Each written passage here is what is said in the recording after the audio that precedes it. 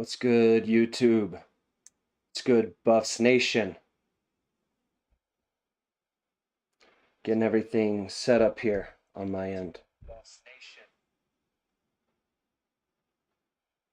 Getting everything. All right. Today we're gonna talk about a lot of these experts claiming that if Iowa State wins out, that they're automatically in the Big 12 championship, because that's not true. We're going to run through it. It's not going to take very long. I'm just going to show you guys one simple scenario where Iowa State wins out, Colorado wins out, and Colorado wins the tiebreaker. So let's first look at the official tiebreaking rules, which I've posted in the description of the video. I'm going to pull that up here. Because again, these guys on these professional channels, they're not even citing these rules.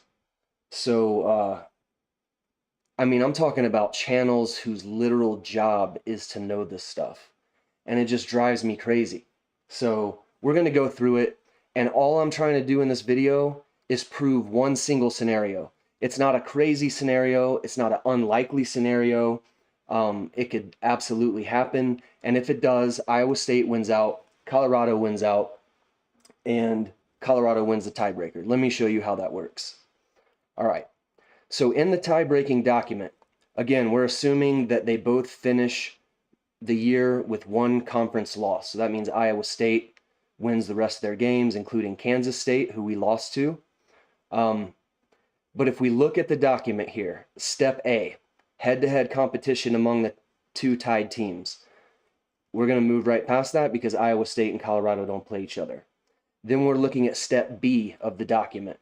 Win percentage against all common conference opponents. Okay? So at this level, step B, it's who has Colorado and Iowa State both played. I'm going to put it up here on the screen, see if you can see it. I'll move my head out of the way. We got Baylor. We got UCF. We got Texas Tech.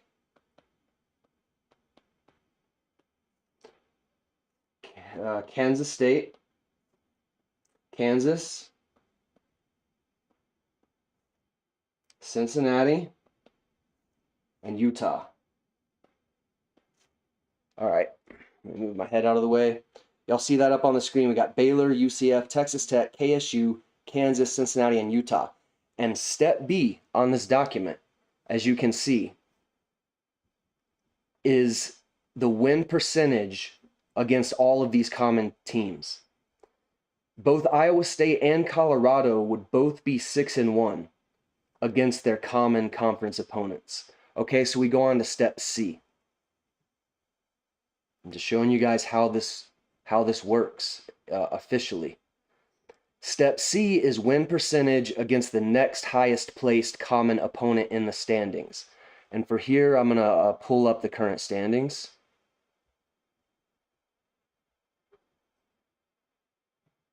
All right.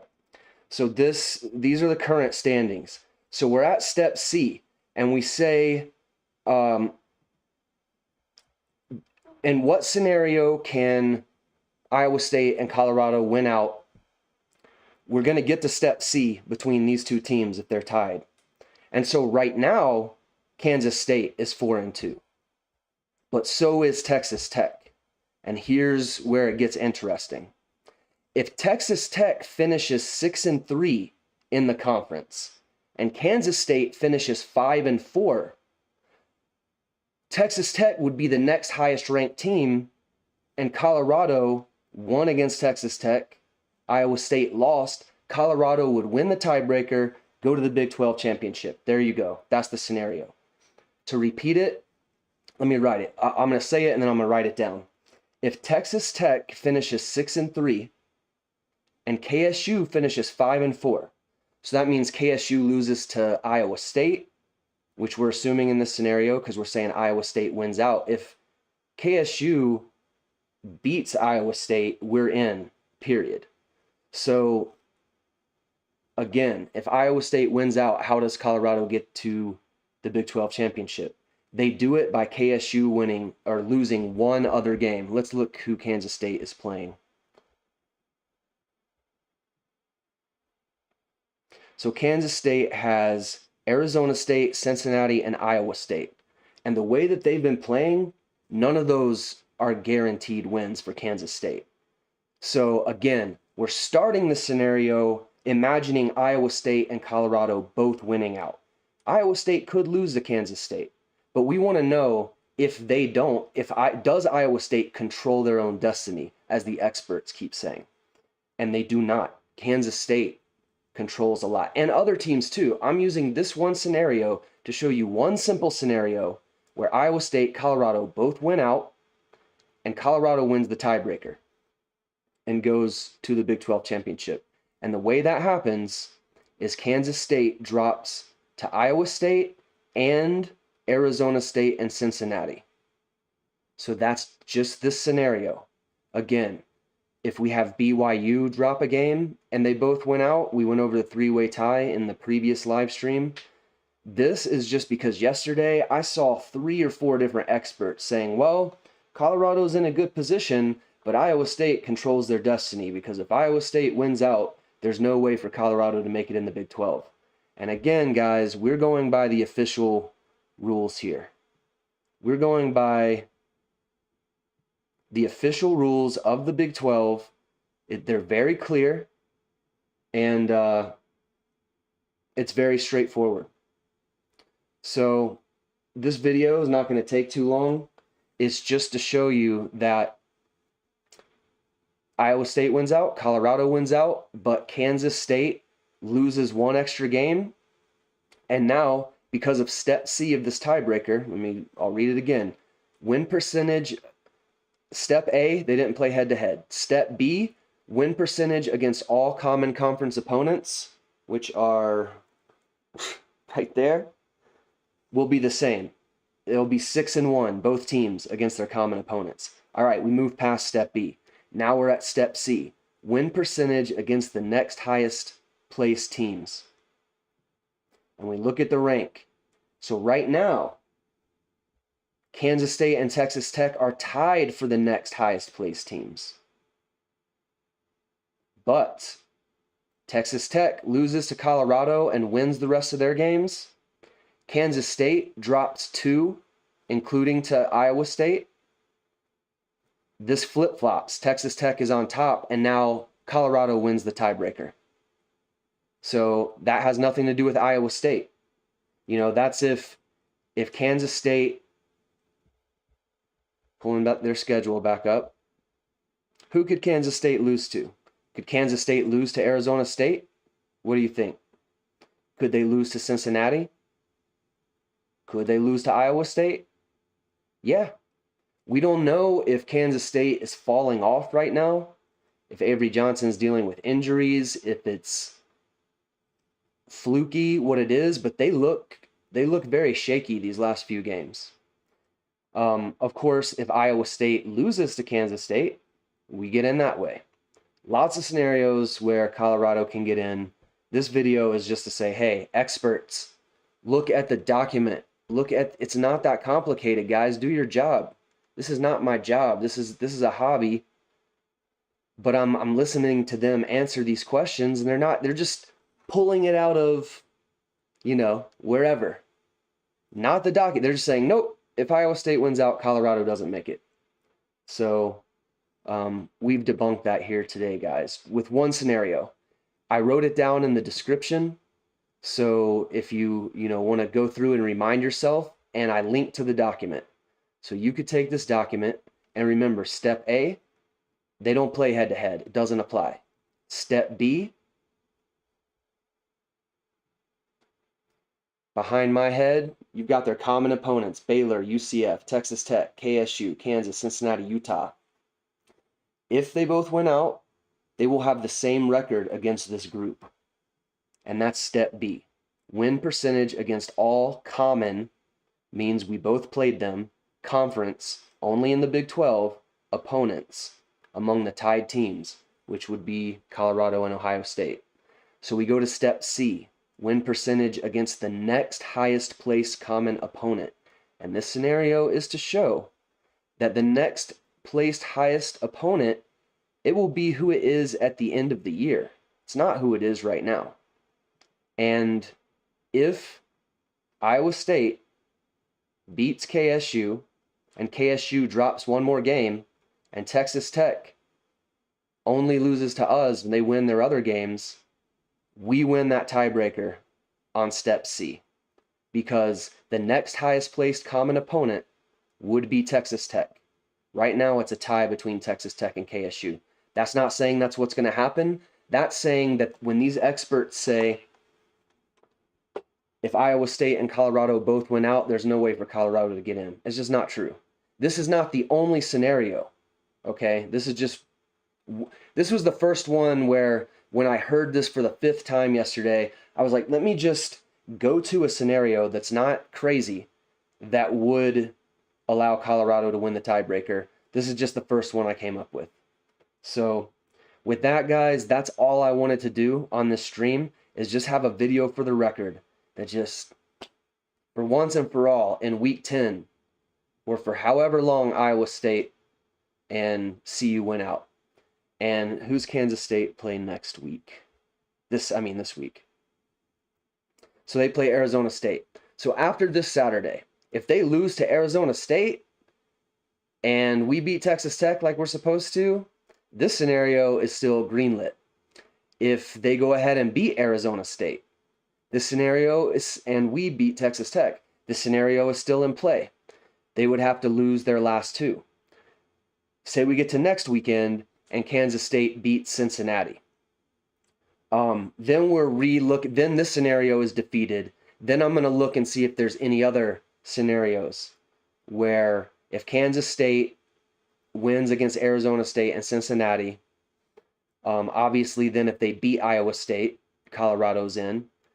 But if they lose to Iowa State in the last game, but they win the next 2 weeks and the only other game they drop is Iowa State, they'd still be tied with Texas Tech. So even then, we're going on to step D. And that's combined win percentage in conference games of conference opponents. So that's actually strength of schedule, which is calculated like this. We don't have to go through this. I'll leave this up on the screen if you guys want to take a screenshot or come back and look. But what you do is you take everybody that you played in the season and you look at their records. And you calculate their wins versus their losses for all the teams that you played. And the way it shakes out right now is that Iowa State has the strongest strength of schedule. Colorado is a little bit behind, and BYU is in 3rd. But that's based on how the teams that they've played so far have also played. So this one, we don't really want to get to step D yet. We hope we never get to step D. Step D is going to change the most every week. Every win and loss is going to change what step D looks like. So, you know, a lot of stuff to look at here, guys. And that's what we wanted to show you. The experts saying that it's a done deal if Iowa State wins out are incorrect. We'll keep you updated along the way. We'll make sure that you guys are on top of exactly what's what, going by the official Big 12 document, rule breakers. With that, guys, hope you all have a great day. I'm going to go and try and check out the Buffs press conferences tomorrow. I told some of you guys, I've noticed they do them on Wednesday morning, and they do them outside the stadium where it's public access. So we're going to go and try to live stream there tomorrow, see if we can go there as civilian journalists. And, again, I can see on TV where they're at near the stadium, and it's not roped off. Anybody could access it. So we're going to show up with the camera, try to live stream for you guys. If they turn us away or kick us out, we'll get that on the stream. So Beverly in the chat says, thank you. You're welcome. Hope it's not even about peace of mind, it's just about accuracy. It's just I'm watching these streams every day like you guys are, and I might have more time to go and look up the Big 12 document and read it for whatever reason. But I'm hearing these experts who are getting paid to do this as their job just say if Iowa State wins out, Colorado doesn't get in. And I know that that's not true. And then I feel crazy. I'm like, am I missing something? I go back to the Big 12 document. Look at it. It's for the 2024 season. They've covered every base. It's very clear if you walk your way through it. I link to this document in the description. You guys can look at it for yourself. You can check my work. But again, it's not that complicated. It's just the way some of the stuff is written seems kind of complicated because they're trying to cover every base. It's a legal document. They're promising these teams, this is how we're going to handle a tiebreaker so that you guys don't bust your butts all season and get robbed by some politics. We're going to the stats. We're going to the records. And this is how we're going to do it. And we see in the scenario, I put the scenario in the comments. If Kansas State loses to Iowa State in one other game, we would win the tiebreaker against Iowa State that wins out. We went through that in the video. Week to week, it's going to change out, Beverly says, and that's true. Especially in a scenario where Kansas State wins against Cincinnati and who else did I say they're playing? Let's say Kansas State beats Cincinnati and Arizona State, but they lose to Iowa State. Now we're tied with Iowa State. We get to step D in the tiebreaker, and today Iowa State wins at step D, which is the combined win percentage of our opponents. But that is what Beverly, when she says it changes week to week, more than anything, step D changes because it's the win and loss records of all these teams. And they have to finish their season. And how they all finish is going to determine the calculus of step D. Right now, Iowa State's ahead. Doesn't mean that they will be at the end of the season. These experts need to press pause and say, you know what? I don't know. I haven't looked into the official rules. My gut feeling is that Iowa State would get in because whatever's leading them to make these assumptions, Iowa State has been undefeated. They have a better overall record, but BYU says we don't care about that. We care about these rules, and so we posted them for you, and they're crystal clear. Access them or not, but this is how we're going to break the tie. So you guys let the experts know, if you hear them saying this, that it is not a foregone conclusion. We'll update this video at the end of next week. If you guys want to pose any scenarios that you want me to break down, feel free. Give me something to do. Otherwise, I'm going to go to the press conferences tomorrow as a citizen journalist and just see if we can get access because they're out in the open and in the public and stream that for you guys. And then tomorrow or the next day, I'm going to post my full statistical analysis of the CU Texas Tech game coming up. I'm going to give you my final score prediction, lock it in. My score prediction, the first one I did this season was for the Cincinnati CU game. I predicted that Colorado would win 42-21. So, a little bit off, but I had so many people telling me that that was an insane prediction. I had no idea what I was doing. It was going to be close. Colorado can't beat them by that many. And we see the score could have very easily been even higher than that. It could have been 42-14. It could have been 49-21, whatever. Anyway, we'll see what we do for Texas Tech, Colorado. I really wanted to drive down there for you guys, especially finding out it's going to be on Big Noon game day. But the tickets for both me and Miss Love and Liberty, the fuel, the babysitting of pork chop, it's just too much for this weekend. So definitely going to be at the next two home games for you guys. We'll cover the pep rallies here on this week and the Buff Walk, as we always do. The Utah and what other game? Oklahoma State game. We're gonna try to live stream the pregame stuff for you guys. We're gonna see how that goes. Um, all right. Avanti says, hopefully we win out. Everything relies on us winning out. It's the best way to wrap up what we're talking about today. Is if CU doesn't win out, all these videos mean nothing. But I have a lot of faith in this team. I think that they are peaking, and I would love to see them. I'm going to go through the stats, and that's how I'm going to make my score prediction. But in my heart, I want to see them dominate Texas Tech, because that puts a statement out to the world that, yeah, you guys have had Iowa State ranked at whatever because of this mediocre schedule they've played. But they just lost to Texas Tech last week, and we beat them by XX, whatever it is. That's what I want to be able to say on Sunday to the world. I want to say, you guys have been talking about Iowa State, and you've been sleeping on Colorado or talking about they're a two-man team, this and that. And now people are starting to come around, but we've been trying to tell them. And they're acting like it's a surprise, and it's not a surprise. It's actually overdue. Should have dominated that Nebraska game. Could have won the Kansas State game with Travis. Coulda, shoulda, woulda. We have to win out to prove what we as Buffs fans believe is true. The team's got to have our back. They got to have the discipline. They got to lock in. No rat poison. Can't buy into their own hype. They got to go into Texas Tech assuming Texas Tech can beat us if we're sloppy. And that's how they win by 20 plus, is assuming that Texas Tech can whoop us if we come in here sleeping. And every game for the rest of the season, that's got to be the mindset. But I think they're on that kind of timing. Travis posted a video yesterday of him eating some hot wings, doing a hot wing challenge with LeJonte, Jalen, and Caleb Mathis. And they were talking about that. You could tell these dudes are different, man. Coach Prime picks the right kind of kids, and that's why I think they're going to go ahead and win out.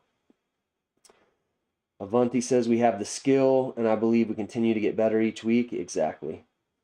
Beverly says every week they get better and better. Exactly. Shirley, hello. Always good to see you. Sue C, always good to see you as well. SB Wharton, CU Buffs should win. The talent does not match up with the CU Buffs' talents. Exactly. But that's hard work beats talent. What's the saying? Hard work beats talent when it outworks talent. Is something like that. I'm screwing up the quote, but you guys know what I'm talking about. But I think the players know that. I think the players know, hey, even if we're in better condition, even if we got more 3, 4, and 5 stars, even if we got the Hall of Fame coaching staff and world-class training facilities, if we sleep on any team in this NIL era where people love this word parody, and it's there's like a parody, like making fun of or doing a skit, but parody, Parity, is saying the third string running backs that were waiting their turn in Alabama are now going to be the first string backs for Cincinnati, for Louisville, for Kansas, whoever. They're not waiting around Alabama for their turn anymore. And so any given week, anything can happen. But we believe in the Buffs because Dion knows that. These guys know that. They're preparing for that. And I think they're going to do it. You guys do too. So we'll see. We got Miss Ivy Tude. Good afternoon. Sco Buffs. Sco Buffs. Avanti says, I would be shocked if we don't win by 2 possessions. Me too. And if they don't, we're not even going to talk about that. We're not, because they're going to. We're gonna see that happen. All right. To recap, guys, I posted the scenario description where Iowa State could win out, Colorado could win out, and Colorado would win the tiebreaker. I posted a link to the official Big 12 document, so it's on you guys or any other experts to say, well, they're actually not using the official Big 12 document as the tiebreaker, because come on, what are we playing about with these experts when they're asked this question and they just say flat no? And then the person asking them the question doesn't challenge them and say, well, why not? I don't get it. I saw it 4 or 5 times yesterday. I had to make this video and say, this is one simple scenario. Kansas State drops 2 of their remaining games. Iowa State, CU win out. We go through step A of the tiebreaker, doesn't apply. Step B is a tie. Step C, Colorado would win in that scenario where Kansas State, because Kansas State would no longer be tied with Texas Tech for the next highest opponent. It would just be Texas Tech, who Iowa State lost to. So everything matters, all the games matter, but it is not determined. It is not locked in. Tell the experts in the chats. You guys will see me there. I'm there too, but spread the word. We're going to change it next week. We'll see how Kansas State does. If Kansas State loses this week, baby, it's on. If Iowa State loses, it's on. If BYU loses, it's on. So, all right. Appreciate all you guys in the chat. Avanti, Beverly, Shirley, Sue, SB Wharton, Miss Ivytude. Hope you guys all have a lovely day. We're going to see you tomorrow morning live streaming from the press conferences. Whether we get in or not will be part of the live stream. I say get in. There's really nothing to get into. It's outside. It's open. It's public access. I think I'm just going to stand there with the normal press people you guys see, like Jake from DNVR. You got Brian Howell. You got all those guys. But we'll go and let's see him in person tomorrow. It would be crazy if we get to ask a question. But you guys, if you want to have some questions ready for the press conference tomorrow, put them in the chat. I'll take a look at this chat before I start the stream tomorrow morning if there's any good questions. And we can get away with it. I'll yell them out for you guys and see if a citizen journalist can get in there. But with that, you guys, that's the stream. Hope you guys have a blessed day. Peace. Let's go Buffs!